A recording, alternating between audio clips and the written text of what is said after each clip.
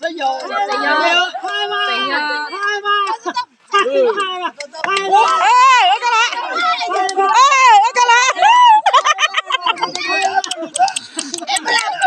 nó phải xin ta la.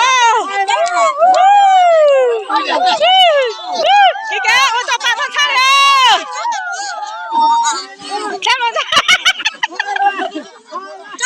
Sao nó chạy. Nó chạy xong hết rồi. Ôi giời ơi.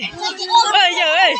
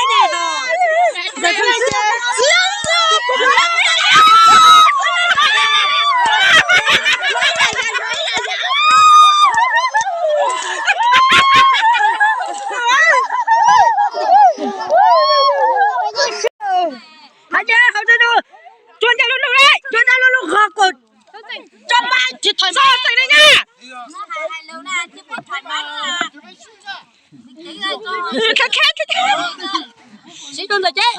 Chạy rồi. Đâu à? Ôi các bạn cho tính này à. Ôi các bạn cho tính này à. Bình tĩnh.干嘛莫得人都懂，俺们要去嘞，不啊？来检查呗。我洗啥一宿？赶紧我到房里溜来。我上我多赢了个。来哟吧，没把特别多体力。哇！